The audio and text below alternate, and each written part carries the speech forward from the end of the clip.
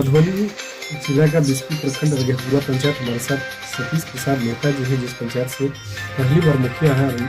पूर्व में निश्चित तौर पर यह कहा जाए कि जब बीजेपी पार्टी का कोई जमीन नहीं था, जनाधार नहीं था, तब से ये लोग समर्पित रहे जनसंघ काल से और पार्टी को सींचने का काम किया। और यही कारण है इन लोगों की मेहनत के दम पे आज जो यहाँ से मिथिलांचल से विधायक या सांसद देखने को मिल जाता है। कहीं ना कहीं इन लोगों की कुर्बानी है, चाहे वो तन मन धन तो तीनों मामलों में उन्होंने बढ़ चढ़ के हिस्सा लिया। लेकिन ये दुर्भाग्य है कि अभी जो बीजेपी का कल्चर शुरू हुई है वो ये है कि जो पूर्वज है, जो हमारे पुराने कार्यकर्ता हैं, लोग उनको भूल जाते हैं, उनका कुछ नहीं होता, उनकी खबर नहीं ली जाती है। और यही कारण है कि पुराने लोग धीरे धीरे साइड आ रहे हैं और इसका खामियाजा कहीं ना कहीं आगामी जो लोकसभा 2024 और विधानसभा 25 है उसमें बीजेपी को देखने को मिल सकता है। अगर बीजेपी सचेत नहीं होती है चुनाव से पूर्व, अपने पुराने वर्करों को नहीं खोजती है, मान सम्मान नहीं देती है, तो निश्चित करके उनके लिए कहीं ना कहीं ये नुकसान का सौदा होगा।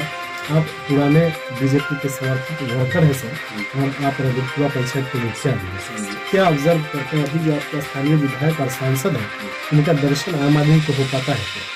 विधायक जी का तो दर्शन होता है जी, और सांसद महोदय को अभी लोग 2 साल में एक आध बार देख लिए होंगे तो वही काफी है। जी। आपके बिस्फी प्रखंड या फिर बिस्फी विधानसभा की बात करते हैं तो जो मेन रोड है, मुख्य सड़क, उसकी स्थिति बहुत दयनीय है।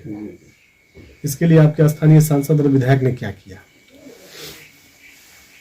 इनसे जब कहा गया कि इस अरेट से लेकर के और परसौनी वाला सड़क जो है किसी प्रखंड मुख्यालय को जोड़ती है, उसके बारे में इनका कहना है कि हम प्रयास कर रहे हैं और हम धन्यवाद देंगे हमारे पूर्व सांसद और पूर्व मंत्री आदरणीय हुकुमदेव नारायण यादव जी को कि उनका बहुत अथक प्रयास हो रहा है कि इसको MR एस्टीमेट बनाया गया था इस रोड को मोटरेबल रोड करके। उन्होंने कहा कि नहीं, RC रिकंस्ट्रक्शन का एस्टीमेट बनाइए ताकि इस सड़क का भविष्य बन सकेगा, और उन्होंने इसके लिए प्रयास भी किया है।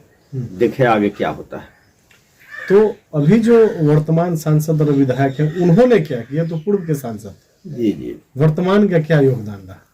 इन लोगों ने भी प्रयास किया है, खास करके विधायक जी तो कई बार हमारे साथ एजेंसी में भी गए हैं जी, और कार्यपालक अभियंता से भी बात किए हैं, लेकिन सफलता अभी तक नहीं मिली। सांसद महोदय के अनुशंसा पर अरेट से आने वाले एक बीच में पुल का हो गया था, ध्वस्त हो गया था, तो उसका निर्माण हुआ, लेकिन अभी तक उसको कनेक्टिविटी नहीं किया गया है, जिस वजह से समस्या है। जी हाँ जी। आपके पंचायत में आज भी सबसे बड़ी और गंभीर समस्या क्या है जिसका समाधान चाहे कि भी एज ए मुखिया आप नहीं कर पाएंगे, सांसद विधायक अपने मत से करें तो ज्यादा आसान होगा? उसमें है क्या कि प्रधानमंत्री सड़क और मुख्यमंत्री सड़क, जी, ये 2 सड़क ऐसा है जिसमें हम हाथ नहीं डाल सकते हैं जी, और इसी का जाल है हर जगह। जी। और जो साइड गली का सड़क है, संपर्क सड़क जो है, उसी का हम निर्माण कर सकते हैं। जी। तो ये बाधा है, जब तक कि मुख्यमंत्री सड़क और प्रधानमंत्री सड़क का उसका जो मेंटेनेंस है या रिकंस्ट्रक्शन है नहीं होता है, तब तक विकास सामने दिखाई नहीं मिल सके। आपके पंचायत में 12 आंगनबाड़ी की सेविकाएं हैं और 5 जन वितरण के दुकानदार हैं। जी। ये लोग आपके अनुशासन में रहते हैं? हाँ, वहाँ समस्या है कि छात्रों की स्थिति कम है आंगनबाड़ी, और आंगनबाड़ी का अपना मकान नहीं है। जी। डीलर अनुशासन में रहते हैं? डीलर अनुशासन में है। आपके पंचायत में सर स्वास्थ्य, स्कूल और नलकूप की स्थिति बहुत ही दयनीय है। स्वास्थ्य केंद्र तो है ही नहीं। जी। और एक बात और जो आपके प्रश्न से इतर है जी, कि हमारे राघोपुर में एक ग्रामीण बैंक है, जी, लेकिन वो कभी राघोपुर में नहीं रहा। शुरू में भोगन जी के ज़माने में राघोपुर में रहा, जी। उसके बाद कटैया पंचायत में उसका बैंक चला गया। इसी प्रखंड हमारे पंचायत में जो बैंक है वो अभी वर्तमान में परसौना पंचायत में बैंक का कार्यालय है। जी। हम चाहते हैं कि उसका स्थानांतरण हमारे रघेपुरा पंचायत के अंतर्गत हो। ये आपकी मांग है? और इसके लिए प्रयासरत भी है। जी। आपके पंचायत में जो मुख्य रूप से 5 कर्मचारी है, पंचायत सचिव, रोजगार सेवक, आवास सहायक, विकास मित्र और कृषि सलाहकार, ये लोग आपके अनुशासन में रहते हैं? अनुशासन क्या कहा जाएगा, ये लोग पंचायत में समय ही नहीं देते। जी। पंचायत में समय नहीं देते। पंचायत सचिव महीना में एक आध बार चले आते हैं, तो उन लोगों का ये भाग्य है। जी रोजगार सेवक आते हैं। जी हमारे अकाउंटेंट का जो है बहुत ही एक्टिव है। जी कार्यपालक सहायक जो हमारे पंचायत के अंतर्गत रहते हैं परमानेंट यहाँ, जी सुभाष कुमार जी, जी। वो परमानेंट रहते हैं। जी विकास मित्र रहते हैं। जी बाकी आवास सहायक, पंचायत सचिव, किसान सलाहकार बगल के गांव के हैं, उनको 2-3 पंचायत दिया गया है, तो कभी कभी आते हैं। यही स्थिति है। तो कुल मिला के ये कहा जा सकता है कि जो आपके कर्मचारी हैं उनका सकारात्मक सहयोग नहीं मिल पाया। सकारात्मक सहयोग नहीं। आपके पंचायत में सर जो लोग बीमार पड़ते हैं तो निश्चित तौर पे उनको कहीं ना कहीं जिला मुख्यालय या फिर कमिश्नरी जाना होता होगा। तो जब आप पंचायत समिति की बैठक में जाते हैं तो इस मुद्दे को उठाते हैं क्या? जी हाँ, तो क्या और उस पे- हमने यहाँ तक कि प्रभारी महोदय को कहा कि हम जमीन भी देंगे, जी आप एक स्वास्थ्य उपकेंद्र की स्थापना हमारे रघेपुरा में कीजिए। जी और उसके लिए एक बार वेरिफिकेशन में हमसे पूछा भी गया था। जी हमने उनको कहा कि हम आपको कितना जमीन चाहिए, तो उन्होंने कहा कि कम से कम 2 कट्ठा। हम कहा 5 कट्ठा जमीन आपको हम दे रहे हैं, आप स्वास्थ्य उपकेंद्र के लिए निरीक्षण कीजिए, ऑब्जर्वेशन कीजिए, उसका मैपिंग करवाइए, एस्टिमेट बनवाइए, आप बनवाइए स्वास्थ्य उपकेंद्र। लेकिन उसके बाद भी प्रभारी की तरफ से कोई पहल नहीं हुआ। कुल मिला के ये कहा जा सकता है कि सरकार में अफसर बेलगाम है।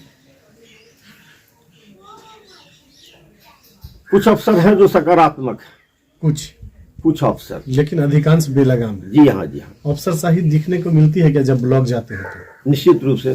जैसे हम एग्जाम्पल आपको बता रहे हैं, आप शिक्षा का जिक्र किया है, जी और हमारे पंचायत में एक कन्या विद्यालय है। जी छात्रा, गरीब घर की छात्राएं, अनुसूचित जात की, दलित जात की, अति पिछड़े जात की छात्राएं वहाँ पढ़ती हैं। जी और उस विद्यालय भवन की जर्जर स्थिति यह है कि किसी समय में कैजुअलिटी हो सकता है वहाँ। अच्छा उसके लिए एडीएम साहब निरीक्षण किए, एसडीओ साहब निरीक्षण किए। एडीएम साहब के डांट पर शिक्षा पदाधिकारी विमला कुमारी भी आई, और उनके बाद भी यहाँ एस्टीमेट उनके तरफ से, विभाग के तरफ से बना है। जी और हम जो बनावेंगे जी तो विद्यालय के छात्र को जब तक शिफ्ट नहीं किया जाएगा, जी तो वो ब्लॉक एजुकेशन ऑफिसर के मार्फत में आता है। जी तो उस बीच में जब तक उनका आदेश नहीं होगा हम बना नहीं सकते जी हैं। इस स्थिति में वो काम रुका हुआ है, और बहुत ही इम्पोर्टेंट वर्क, ये जरूरी है, बहुत जरूरी लेकिन इस पे काम हो नहीं रहा। हो नहीं रहा। बिहार सरकार की 2 महत्वाकांक्षी योजना है, कन्या विवाह और कबीर अंत्येष्टि योजना। जी लेकिन दुर्भाग्य यह है कि दोनों की राशि समय पे उपलब्ध नहीं होती जी है, नहीं। और कई बार जो जनप्रतिनिधि होते हैं उनको अपनी इज्जत प्रतिष्ठा बचाने के लिए अपने पॉकेट से देना पड़ता है। निश्चित रूप से तो क्या सरकार को व्यवस्था में बदलाव करना चाहिए या इसको बंद कर देना चाहिए?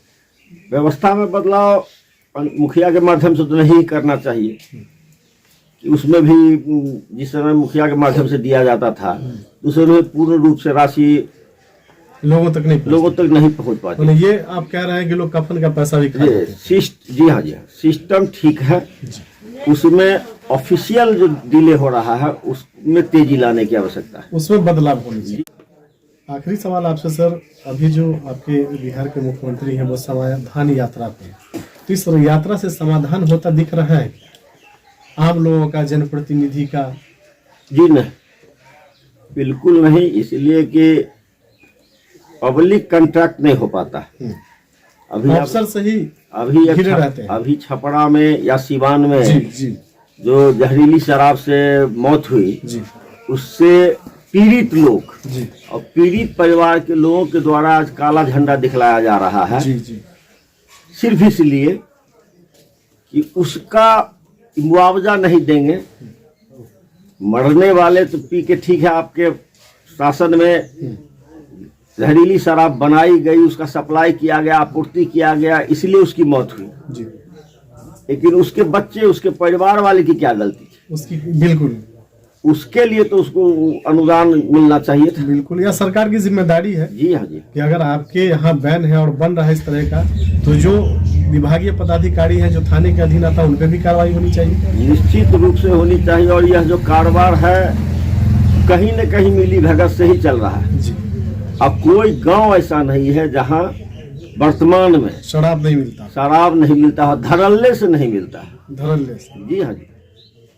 चलिए सतीश।